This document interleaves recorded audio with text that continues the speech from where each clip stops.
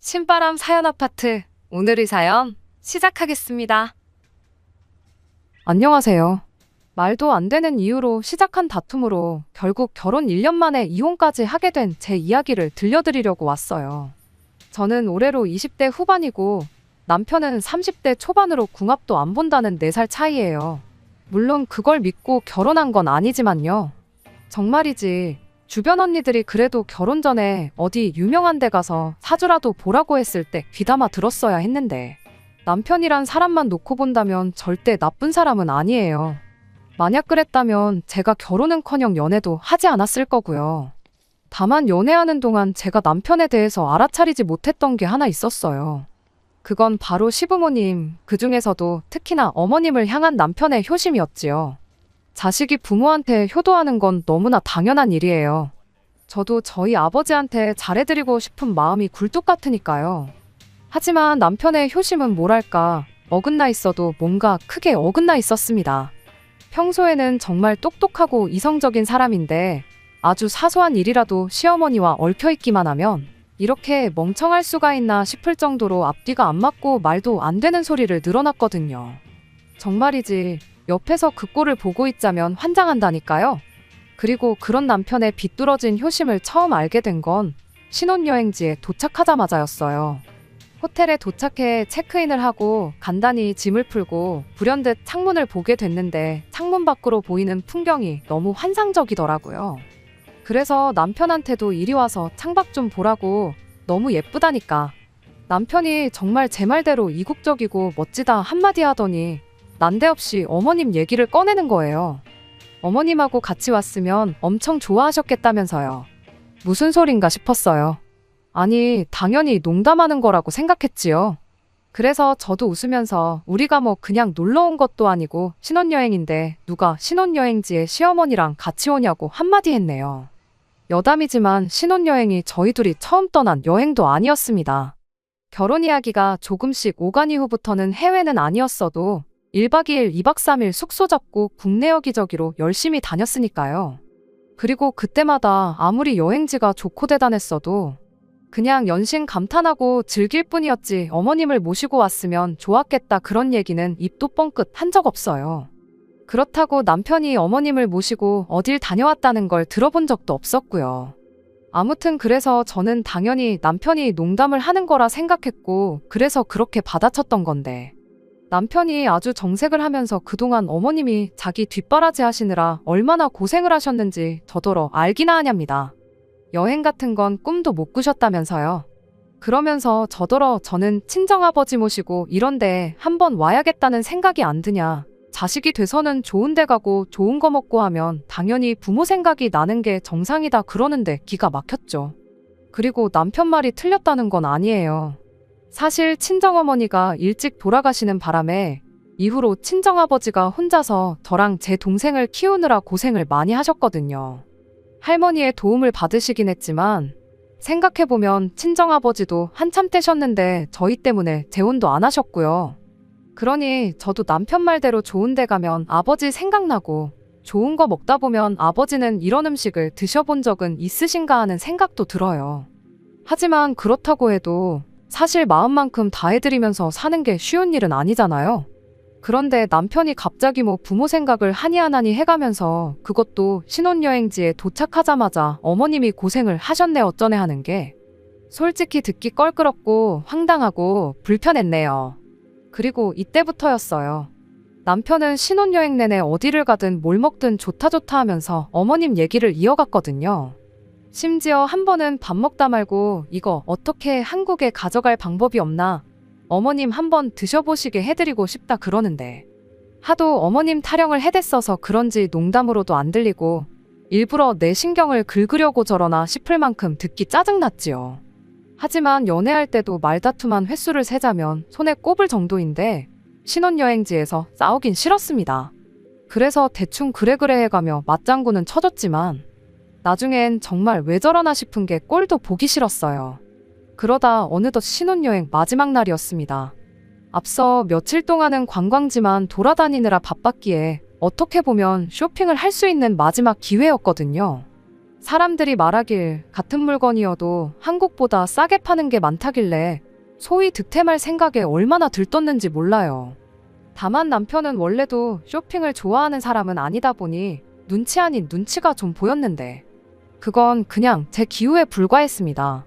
쇼핑몰에 도착하자마자 남편도 여기저기 돌아다니면서 뭘 그렇게 찾아대는지 정신이 없었거든요.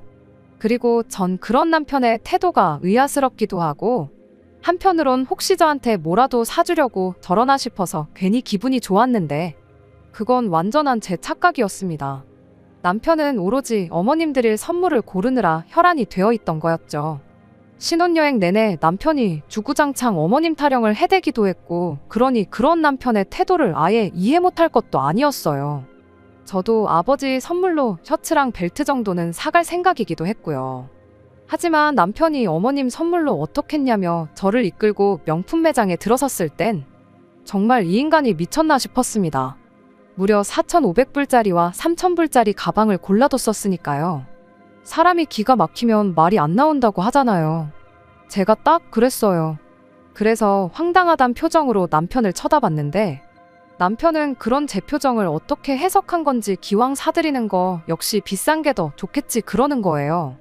그리고는 급하게 점원을 찾는데 저희가 신혼여행을 갔을 때 환율이 보통이 아니었어요. 그 가방값을 한국 돈으로 환산하면 남편 2달치 월급에 육박했으니까요. 그렇다고 저희가 돈이 넘쳐나는 상황이었냐 하면 전혀 아니었습니다. 이미 대출도 있었고 그걸로 꽤나 골머리를 썩고 있었죠. 하지만 사람들만은 쇼핑몰에서 비싼 햇산에 해가며 말다툼하긴 싫고 그러다 문득 어디선가 봤던 게 생각이 났어요. 상대가 얼토당토하는 짓을 할 때는 거울 치료가 효과가 직방이라고요. 그래서 저도 남편이 지금 얼마나 말도 안 되는 소리를 하는지 느끼게 해줘야겠다 싶어서 남편을 데리고 명품 시계 매장에 갔어요. 그리고 제가 착각했던 것처럼 남편도 눈이 반짝반짝한 게 제가 자기 뭐라도 사주려고 들어왔다고 생각하는 눈치대요. 그래서 하나 골라보라고 했더니 어머님 가방만큼이나 비싼 걸 딱 집는 거예요. 그래서 저도 남편이 그랬던 것처럼 역시 시계도 비싼 게 좋겠지 하고는 우리 아버지 드릴 선물은 이거면 되겠다 했습니다. 그랬더니 남편이 보인 반응이 웃기지도 않았어요. 닭튀기는 장인어른이 이렇게 비싼 시계가 뭐가 필요하냐면서 정색을 해댔으니까요. 그리고는 자기가 벌써 저희 아버지 드릴 선물을 사뒀다면서 주머니에서 열쇠고리를 꺼내는데 정말 이때는 사람들이고 뭐고 그냥 뺨 한 대 시원하게 날리고 싶은 심정이었죠. 하지만 정말 차마 그럴 순 없어서 올라오는 화를 꾹꾹 눌러 참으며 우리 아버지더러 그걸 어디다 쓰시라는 거냐 물었어요. 아버지 댁 현관도 비밀번호로 들어가는 도어락이고 차도 스마트키인데 그걸 어디다 쓰냐고요. 그랬더니 장인어른 가게 셔터 내릴 때는 자물쇠 쓰시지 않냐며 그 자물쇠 열쇠에다가 달면 딱일 것 같다나요. 그러면서 그럼 절대 그 열쇠 잃어버릴 일은 없으실 거라고요. 뻔뻔한 남편의 태도에 저도 더는 참을 수가 없었습니다. 그래서 오빠 말 잘했다고 그렇게 치면 마트에서 일하시는 어머님은 명품백이 뭐가 필요하시냐 받아쳤지요. 그러면서 어머님한테는 머리핀 하나 사드리자 했어요. 시식 코너에서 일하시는데 머리를 풀어헤치고 일하실 순 없으니까 아주 짱짱한 핀으로 하나 사드리면 되겠다고요. 거울 치료가 효과가 좋다는 말은 다 뻥입니다. 대신 서로 더 기분 나쁘게 만드는 효과는 좋대요. 결국 남들 다 보는 앞에서 언성만 높였고 사려고 했던 건 아무것도 사지도 못한 채 호텔로 돌아왔어요. 마지막 날이라고 분위기 괜찮은 레스토랑도 예약했었는데 그것도 취소하고 호텔 밖으로 나와서는 열받는다고 굶을 수도 없는 노릇이라 가까운 패스트푸드점에 가서 햄버거를 시켰지요. 그리고 곧이어 나온 햄버거를 한 입 크게 베어문 순간 신혼여행지에서 이게 다 무슨 일인가 싶은 게 눈물이 절로 나대요. 아무튼 그렇게 식사를 마치고 나서 방으로 돌아왔는데 남편도 대충 저녁을 때웠는지 벌써 방에 와 있더라고요. 하지만 말 한마디도 섞기 싫어서 눈길도 안 주고 씻으러 들어가려는데 남편이 저한테 얘기 좀 하답니다. 그리고 전 그때만 해도 그래도 남편이 반성을 좀 했구나. 자기가 뭘 잘못한 건지 깨닫고 사과를 하려나 보다고 생각했어요. 하지만 이 또한 저희 착각이었습니다. 미안하다고 사과를 해도 받아줄까 말까인데 상황 파악이 전혀 안 된 건지 저더러 너는 뭐가 그렇게 마음에 안 들어서 그러냐며 시비를 걸어왔거든요. 꼭 시집이비를 가리고 설명을 해줘야 이해를 하려나 싶어서 그냥 무시하려다가 저도 한마디 했습니다. 일단 신혼여행지에서 어머님 타령을 해댄 것도 그래 자식된 마음에 그렇게 나올 수도 있지 생각하려고 했다. 그런데 어머님 핸드백으로 4,500불짜리? 그게 말이 되냐. 그리고 그래 100번 양보해서 좀 무리하더라도 좋은 거 사드리기로 했다 치면 우리 아버지는 어째서 열쇠고리냐. 선물을 하려면 양가에 공평하게 해야지. 지나가는 사람 열을 붙잡고 물어봐라. 열이면 열. 전부 다 오빠가 이상한 사람이라고 할 거다. 그랬더니 남편이 말도 안 되는 계산 방식을 들먹거리면서 따지고 들었습니다. 어머님이 저희 신혼집 구하는데 보태라고 돈을 좀 주셨는데 받은 게 있으니 성의 표시는 해야 할 거 아니냐고요. 정말이지 속사정을 모르는 사람은 아마 여기까지만 들었으면 제가 염치가 없고 뻔뻔하다 했을 거예요. 하지만 실상은 이렇습니다. 일단 어머님이 돈을 보태주신 건 맞아요. 2억짜리 집을 구하는데 1억을 해주셨으니까요. 참고로 나머지 1억 중 8천은 대출이고 2천은 남편이 모아온 돈이에요.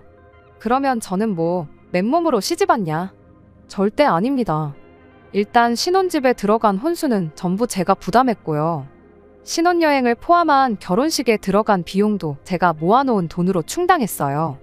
게다가 아버지께서 어머니도 안 계신데 괜히 시부모님한테 미운 털 박히면 안 된다고 예단도 시댁에서 요구하시는 거 뭐 하나 빠지지 않게 챙겨주셨습니다. 그뿐인가요? 저랑 남편이랑 같이 타고 다니라고 중형세단도 한 대 뽑아주셨지요. 그러니 비용으로 따지면 정확히 절반은 아니겠지만 그래도 거의 반반 결혼을 한 거나 마찬가지예요. 남편한테 제가 싫은 소리를 들어야 할 입장은 절대 아니었습니다. 그런데 남편은 제가 해간 건 하나 계산도 안 하고 그저 당장 시부모님 통장에서 1억이 빠져나간 것만 가지고 생색을 내니 어찌나 기가 막히던지요. 그래서 저도 제가 해온 것들 전부 조목조목 따져가며 남편에게 들이밀었어요. 그랬더니 남편이 하는 말이 계산을 그렇게 하면 안 된다면서 집은 앞으로 가격이 오를 일밖에 없지만 제가 해온 혼수나 자동차는 시간이 지날수록 가격이 떨어진다고 저더러 감가상각이라고 드러나 봤냐고 빈정거리대요. 남편의 양아치 같은 태도에 어찌나 실망스럽던지. 그래서 남편더러 시부모님께서 지원해주신 그 1억 내가 돌려주겠다 했습니다. 대신 2번 다시는 시부모님한테서 돈을 받았네 어쩌네 소리는 입에 담지도 말라고. 그리고 오빠가 산 그 열쇠고리는 어머님이나 아버님 드려라. 나는 우리 아버지한테 시계 사드릴 거라고요. 그랬더니 남편도 그제서야 입을 다물대요. 하지만 끝끝내 남편은 저에게 사과는 하지 않았고 그렇게 신혼여행의 마지막 밤도 지나갔습니다. 그리고 밤새 저는 결혼식을 올린 지 얼마나 되었다고 이런 일을 내가 겪어야 하나 싶은 게 내가 결혼을 잘못한 건 아닌가 하는 생각만 들었죠. 그리고 그렇게 뜬 눈으로 밤을 지새웠는데 아침이 밝아오자 남편이 저한테 사과를 해왔습니다. 여행 내내 어머님 생각이 많이 나다 보니 자기가 지나쳤던 것 같다면서 다음부터는 이런 일 절대로 없을 거라고요. 그러면서 장인어른 드릴 선물도 열쇠고리 말고 공항 도착하면 면세점에서 제대로 된 거로 골라보자 그러는데 남편 태도를 보아하니 제법 진심인 것 같아서 결국 사과를 받아주었죠. 하지만 지금은 그때 사과를 받아준 게 너무 후회가 됩니다. 차라리 그때 사과를 받아주는 게 아니라 한국 도착하자마자 헤어졌으면 1년이란 시간을 낭비할 필요도 없었을 텐데 싶거든요. 아무튼 남편 말대로 한국행 비행기를 타기 전에 공항 면세점에서 너무 과하지도 않고 너무 성의 없지도 않은 적당한 선물을 샀습니다. 금액도 부담되지 않는 가격대로 양가에 공평하게요. 다만 그때까지만 해도 남편이 공평함이란 개념을 한참 잘못 이해하고 있다는 건 눈치채지 못했고 크게 싸우긴 했지만 결국 화해도 했으니 앞으로 행복하게 결혼 생활 잘하는 일만 남았다고 생각했어요. 그리고 실제로 한동안 결혼 생활 자체만 놓고 보면 나쁘지 않았습니다. 신혼여행지에서 돌아온 이후로는 시부모님이든 어머님이든 시댁일로 서로 얼굴 붉힐 일이 없었거든요. 물론 종종 남편이 유난히 어머님한테만 과하게 한다는 느낌을 받은 적은 몇 번 있었지만 앞서 말씀드린 것처럼 자식이 부모 일에 나서고 효도하는 것 자체를 뭐라고 하고 싶은 생각은 없었어요. 하지만 결국 일이 터졌습니다. 친정아버지 생신을 앞두고 동생한테 저희 집으로 좀 오라고 했어요. 결혼 전부터 친정아버지 생신 때는 항상 저랑 동생이 요리를 직접 했거든요. 그리고 결혼했다고 해서 그걸 멈출 이유도 그럴 필요도 느끼지 못했으니 당연히 이번에도 준비해야지 생각한 거고, 그래서 동생도 저희 집으로 오라고 한 거예요. 참고로 동생은 회사 근처 오피스텔에서 자취 중으로 부엌이 작다 보니 거기선 제대로 된 요리를 하기가 쉽지 않아요. 아무튼 다만 남편이 퇴근하기 전에는 어떻게든 다 끝내려고 했는데 저나 동생이나 회사 사정으로 하루를 통째로 휴가를 쓸 수가 없었어요. 그래서 어쩔 수 없이 정오가 지나서야 음식을 시작해야 했는데, 그렇다 보니 결국 남편이 퇴근하고 집에 올 때까지도 다 끝내질 못했지요. 그리고 남편은 저희 동생이 오는 건 몰랐다 보니 집에 있는 동생을 보곤 웬일이냐며 반갑게 맞아주대요. 그리고 동생은 그런 남편한테 아버지 생신상에 올릴 음식 미리 준비하려고 왔다면서 원래 형부 불편할까봐 빨리 해놓고 가려고 했는데 상황이 이러하여 지금까지 붙들고 있게 됐다 미안하다고 했어요. 그런데 남편이 그 말을 듣고는 약간 어이없다는 듯한 표정을 짓더니 저한테 잠깐 얘기 좀 하자며 저를 방으로 불렀습니다.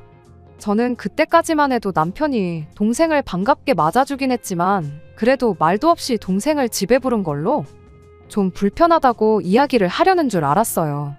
그런데 남편이 꺼낸 말은 생각지도 못한 것이었습니다. 한다는 말이 제가 친정아버지 생신상을 직접 준비하는 게 공평하지 않은 것 같다는 헛소리를 했거든요. 저희가 결혼하고 얼마 지나지 않았을 무렵에 어머님 생신이 있었어요. 그리고 그땐 나가서 외식을 했습니다. 그러니까 남편이 하는 말이 어머님 생신 때는 외식을 했는데 친정아버지 생신은 정성스럽게 직접 요리를 하냐. 말인즉슨 자기 엄마는 정성스러운 생신상을 받지 못했으니 장인어른도 똑같이 나가서 외식을 해야 한다며 그게 공평한 거라나요? 어이가 없어서 헛웃음이 다 나대요. 바로 밖에 동생이 있었는데 동생이 들었을까 겁이 다 나더라니까요. 하지만 할 말은 해야지 싶어서 딱 부러지게 말했습니다. 당신도 직접 어머님 생신상을 정성 들여 차리면 되는 거 아니냐고요. 그랬더니 하는 말이 그게 아니라 친정아버지 생신상을 제가 차린 것처럼 어머님 생신상도 제가 차려야 한다는데. 순간 짜증이 나서 어머님이 오빠를 키워주셨지 나를 키워주신 건 아니지 않냐 받아쳤어요. 그리고는 더는 이런 말 같지 않은 대화를 이어가고 싶지 않아서 이제 그만하고 나와서 뒷정리하는 거 도와주라고. 그러면 당신이 다음번 어머님 생신상 차릴 때 나도 뒷정리는 도와주겠다 말하고 방에서 나왔습니다. 남편도 그러니까 더는 가타부타 말은 안 하고 나와서 도와주기 시작했어요. 동생은 저희가 방에서 무슨 대화를 나눴는지 몰랐으니 퇴근하자마자 와서 뒷정리하는 거 도와주는 남편이 세상 자상한 사람으로 보였나 봐요. 타들어가는 제 속도 모르고 저희 남편한테 최고라 하질 않나, 저한테 결혼 정말 잘했다고 하질 않나. 그리고 결국 동생의 이 오해가 엄청난 일을 불러일으켰어요. 뒷정리까지 마치고서야 남편과 저 그리고 동생까지 세 사람이 식사를 시작했습니다. 그리고는 이런저런 이야기가 오가던 중 동생이 실은 자기가 들어놓은 적금이 하나 있었는데 이번에 그게 만기가 된다면서 그 돈으로 아버지 해외여행을 보내드리고 싶다는 거예요. 그러면서 저랑 남편을 한번 쳐다보더니 같이 가지 않겠냐는데 순간 아차 싶었습니다. 좀 전까지 남편하고 나눈 이야기가 있었으니 이 인간이 또 어떤 헛소리를 할지 보나마나 뻔하다 싶었거든요. 남편은 처제가 같이 가자는데 당연히 같이 가야지 하고 대답을 했고 동생은 잘 됐다면서. 그런데 언니네도 같이 가게 되면 비용이 조금 부족하니까 비행기표랑 숙소비 정도는 언니네가 내달라고 하더라고요. 여행 계획을 세우는 것부터 가서 들어가는 식비며 잡다한 것들은 자기가 다 알아서 하겠다면서요. 그리고 아니나 다를까 동생이 현관 밖을 나서기가 무섭게 자기도 시부모님을 모시고 해외여행을 한번 다녀와야겠답니다. 그리고 제 경우 아버지의 여행 비용부터 전반적인 모든 걸 동생이 부담하기로 되어 있긴 했지만 그래도 아버지를 모시고 해외여행에 가는 건 사실이다 보니 남편한테 가지 말라고 못하겠더라고요. 그래서 알겠다고 잘 알아보고 모시고 다녀오라 했습니다. 그랬더니 남편이 자기도 저희 아버지 여행 가시는데 따라가니까 저도 자기랑 시부모님이 여행 가는데 따라와야 된다네요. 그래서 어쩔 수 없이 저도 같이 가기로 했지요. 그리고 한 달 후에는 넷이서 다 같이 4박 5일로 해외여행을 다녀왔습니다. 동생이 말했던 대로 저희 여행 경비랑 호텔값만 내고 다녀왔어요.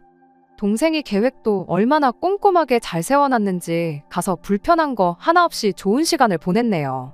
그리고 그렇게 어머님의 생신도 다가왔습니다. 약속한 바가 있었지만 솔직히 남편이 요리를 잘하는 사람도 아니고 그래서 하는 척이라도 하면 저도 못 이기는 척 같이 해주려고 했어요. 하지만 남편은 해보기도 전에 그냥 저희 친정아버지 생신 때처럼 제가 음식을 하고 자기가 뒷정리를 하면 안 되겠냐대요. 그래서 안 된다고 거절하니 그냥 외식하잡니다. 그래서 외식했어요. 그리고 이때는 그놈의 공평은 찾지도 않더라고요. 하지만 여행은 달랐습니다. 여행 또한 남편 말대로 공평하게 저는 같이 가기만 하려고 했는데요. 문제는 남편이 여행 계획 같은 걸 꼼꼼하게 세우는 성격이 아니거든요. 그래서 남편만 믿고 갔다간 저도 저지만 시부모님이 생고생하실 게 안 봐도 비디오인 거예요. 그래서 여행 계획은 제가 세우기로 했습니다. 그런데 계획을 세우려고 보니 예산 자체가 턱없이 부족했어요. 저희 동생이야 처음부터 친정아버지 해외여행을 염두에 두고 돈을 모아왔기에 예산이 넉넉했지만 시부모님을 모시고 가는 건 순전히 남편이 멋대로 정했던 거라 예산이 넉넉지 못했던 거죠. 그래서 여행지는 가까운 일본으로 정했습니다. 가까워서 비행기표도 저렴하게 구할 수 있었고 엔저다 보니 약간의 쇼핑도 할 수 있겠다 싶었거든요. 게다가 일본 음식은 그래도 호불호가 심한 편은 아니니 시부모님도 잘 드실 수 있을 것 같았죠. 정말 효도 여행이다 생각하고 전부 시부모님 입장에 맞춰서 일정을 짰어요. 남편에게 들었던 대로 시부모님은 이번 해외여행이 처음이셨습니다. 두 분이 결혼하셨을 때도 신혼여행을 경주로 다녀왔다고 하셨거든요. 그렇다 보니 두 분 다 비행기도 태어나서 처음 타본다며 엄청 신나하셨어요. 며느리 덕분에 비행기도 다 타본다면서 제 칭찬도 잊지 않으셨고요. 우여곡절이 있긴 했지만 그래도 시부모님이 즐거워하시는 모습을 보니 계획을 세운 사람으로서 뿌듯하고 기분은 좋았네요. 비행기에서 내려 점심시간쯤 호텔에 도착했는데 시부모님이 배가 고프다고 하시더라고요. 마침 숙소에 붙어있는 식당이 있길래 남편한테 부모님 모시고 식사하고 오라고 했습니다. 저는 기내식이 소화가 안 돼서 밥 생각이 없었거든요. 아무튼 그렇게 세 사람을 보내고 저는 그대로 세 사람 짐 들고 올라가 체크인하고 그랬네요. 그리고 이후로 여행 첫날은 제가 짜놓은 대로 잘 흘러갔어요. 밤늦게까지 인터넷 뒤져가며 계획 세워놓은 게 보람이 있었죠. 문제는 그날 저녁이었어요. 일본 다녀와 보신 분들, 그 중에서도 비즈니스 호텔 묵어보신 분들은 아시겠지만 방이 많이 좁잖아요. 그런데 어머님이 막무가내로 아버님하고 같은 방을 쓰기 싫다고 짜증을 내시대요. 이유는 아버님이 코골이가 심해서 절대로 당신이 푹 잘 수가 없다고요. 게다가 아버님이 피곤하실 땐 이갈이까지 있으시다니 어머님이 짜증을 내시는 것도 이해가 안 되는 건 아니었어요. 그래서 불편하겠지만 뭐 어쩌겠냐고. 방을 2개를 잡았으니 남자들은 남자들끼리, 여자들은 여자들끼리 방을 쓰자고 했습니다. 그런데 어머님께서 저랑도 한 방 쓰기는 싫으시다대요. 며느리랑 불편해서 어떻게 자냐고요. 그리고는 아들하고 처음 같이 온 해외여행이니까 아들하고 한 방을 쓰시겠다며 우기시는데 그럼 저는 어디 가서 잘한 건가 싶대요? 하지만 어머님께선 저는 아버님이랑 자면 되지 뭐가 문제냐입니다. 그리고는 등 돌리고 자면 되는 거 아니냐고. 아니면 저더러 바닥에서 자래요. 아버님은 허리 디스크 때문에 침대에서 꼭 주무셔야 한다고요. 기가 막혀서 아버님 허리 디스크가 문제가 아니라 애시당초 제가 어떻게 아버님이랑 한 방을 쓰냐고. 그렇겐 못한다고 했어요. 그랬더니 남편이 잠깐 얘기 좀 하자대요. 그리고는 또 공평함을 찾아댔지요. 자기도 지난 여행 때 처제랑 장인어른이랑 여행 갔을 때 장인어른이랑 좋아서 같이 방 쓴 거 아니랍니다. 불편했지만 사위니까 그 불편을 감수하고 쓴 거라고요. 그러면서 자기도 했는데 저는 왜 안 되냐는데 아니 제가 아버님을 남자로 보고 뭐 그런 게 아니라 그냥 말이 안 되잖아요. 세상에 어떤 며느리가 여행 가서 아버님이랑 한 침대에서 잠을 잔답니까? 저는 머리털 나고 그런 얘기는 들어본 적도 없고 들어봤다고 해도 미쳤다고 욕을 했을 거예요. 하지만 남편은 계속해서 시부모님 모시고 처음 나온 해외여행인데 기왕이면 두 분이 제일 편한 쪽으로 맞춰드리자면서 저더러 어머님을 위해서 이번만 좀 참으래요. 정말이지 어머님이 저더러 아버님이랑 한 침대를 쓰라는 것도 어이가 없는데 남편이란 인간까지 똑같은 소리를 하고 있으니 이놈의 집구석이 정신이 나갔나 싶은 게 더는 상종을 못하겠다 싶더라고요. 하지만 그래도 어른들이 계시니 참을인 자를 되뇌이며 1층 프론트에가 남는 빈방이 있는지 물었어요. 그런데 빈방도 없다대요. 그리고 까놓고 말해서 이 와중에도 며느리가 그래도 어떻게든 방법을 찾아보려고 동분서주를 하면 그 성의를 봐서라도 미안한 줄 알고 자기들 고집은 좀 꺾는 게 정상 아닌가요? 하지만 어머님은 계속해서 아들하고 자야겠다며 저더러 아버님이 싫으냐 아니면 뭐 시애비가 며느리한테 뭔 짓이라도 할까봐 그러냐. 너는 평소에 무슨 생각을 하고 살길래 그런 걱정을 하냐. 너 사고방식이 특이하다. 너 그러는 거 보니까 나중에 네 시애비가 아프면 아주 근처에도 안 오겠구나. 남편이 말도 안 되는 억지를 쓰고 고집을 부리는 게 누굴 닮은 건가 했더니 어머님한테 물려받았던 거였죠. 아무튼 이런 와중에도 남편은 어머님 편만 들고 있지.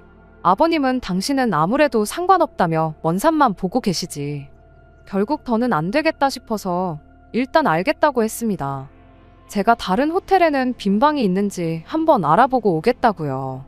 그리고는 제 짐을 챙겨 호텔을 빠져나왔는데 솔직히 처음엔 워낙 주변에 호텔이 많으니 숙소를 찾으려면 못 찾을 것도 없겠다 싶었거든요. 그런데 그 밤에 캐리어를 끌고 걷다 보니 내가 뭐 하는 짓인가 싶은 거예요. 이 무식한 집구석 때문에 내가 생고생을 하는구나 싶기도 하고. 그래서 그냥 그 길로 택시 타고 공항으로 갔어요. 그리고는 여행 경비를 제가 갖고 있었는데 그 돈으로 비록 2시간 남짓의 짧은 거리였지만 한국행 비즈니스 티켓을 질렀습니다. 개고생만 죽어라 하고 잠도 못 잤는데 발이라도 뻗고 가자 싶어서요. 그리고 그때 남편에게서 전화가 걸려왔습니다. 그리고 그때도 저는 남편에 대한 일말의 희망 같은 걸 가지고 있었는지 남편이 제가 걱정되어 전화를 건 줄 알았어요. 숙소는 찾았는지 뭐 그런 걱정이요. 하지만 또 착각이었습니다. 남편은 다짜고짜 어디냐며 성질부터 냈거든요. 그러면서 시부모님이 저 기다리다가 결국 잠드셨다면서 저더러 어른들 여행의 숙소가 얼마나 중요한데 일을 이렇게 하냐는데 아니 어머님 잠기 밝은 것도 내 탓이냐고 저도 남편한테 확 소리를 질렀어요. 그리고는 나 먼저 한국 가니까 셋이서 어디 한번 신나게 놀아보라고 했습니다. 와서 이혼 서류에 사인만 하면 될 거라고요. 그랬더니 그때부터 어머님이고 아버님이고 어찌나 전화를 해대시던지 정말 전화기 불나는 줄 알았네요. 그리고 그제서야 남편이 어머님 아버님이 그냥 한방 쓰시기로 했다면서 이제 다 제 뜻대로 된 거 아니냐고 일 키우지 말고 그만 호텔로 돌아오라는데 아무리 생각해도 제가 가야 할 이유를 모르겠더라고요. 저는 같이 살고 싶은 것도 아닌데 왜 시부모님 비위를 맞춰가며 이 여행을 마무리 지어야 하는지부터가 말이죠. 그래서 어머님이 아버님이랑 한 방을 쓰시던 각방을 쓰시던 어머님이 당신을 끌어안고 주무시던 마시던 더는 관심도 없고 알고 싶지도 않다 했습니다. 그냥 알아서들 하라고요. 그리고 그렇게 한국에 돌아오자마자 어차피 회사에는 휴가를 낸 상황이었으니 바로 이혼 전문 변호사를 찾아갔습니다. 결론부터 말하자면 제가 이혼하고 싶다고 이혼을 할 수 있는 건 아니더라고요. 아버님이랑 한방 쓰라고 한 건 그쪽에서 그냥 농담이었단 식으로 말해버리면 끝이라고. 이혼 소송을 할 만큼 큰 문제로는 보이지 않을 거라고요. 그리고 그때부터는 어떻게든 협의 이혼을 해야 한다는데 남편이 안 해줄 것 같은 생각에 너무 불안했어요. 하지만 웃어야 할지 울어야 할지 남편도 저같이 시부모 알기를 우습게 아는 여자랑은 더는 같이 살기 싫다나요? 그래서 걱정과 달리 너무 쉽게 협의 이혼을 하게 됐습니다. 신혼집에 들어간 가전가구들은 제가 가지고 왔어요. 남편도 같이 쓰던 거라 마음 같아선 버리고도 싶었지만 그래도 또 다 돈인데 생각하니 아까워서요. 아마 친정아버지께서 쓰시지 않을까요? 그리고 솔직히 따져보면 위자료도 못 받았지. 오히려 집 사느라 받았던 대출금에서 많이는 아니지만 그래도 얼마라도 같이 갚았단 말이에요. 그러니 그게 좀 속이 쓰리긴 한데 그거 받자고 또 남편이랑 얘기할 거 생각하면 벌써부터 스트레스가 이만저만이 아니라서 그냥 잊어버리려고 했지요. 그런데 오늘 이혼 숙려 기간까지 다 끝난 마당에 남편이 연락을 해와서는 자기가 너무 성급했던 것 같답니다. 저 그렇게 가고 나서 속상해하시는 어머님을 보니 눈에 뵈는 게 없었다면서, 그래서 자기가 너무 경솔하게 행동했던 것 같다고. 한 번만 용서해주면 안 되냐대요? 이럽다 하곤 끊었죠 뭐. 앞서 말씀드렸던 것처럼 그냥 초장이 아니다 싶었을 때 끝을 봤어야 했는데, 설마 하는 마음에 한 번 더 믿어주고 하다가 여기까지 오게 됐으니 남편에 대한 희망을 버리지 못한 제 잘못인가 싶기도 하네요.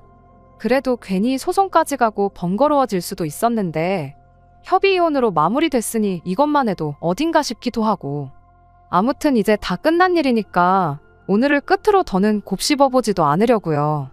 아직도 여전히 저를 응원해주는 친정아버지와 동생 그리고 주변 사람들을 생각해서라도 보란듯이 더 잘 살아갈 겁니다.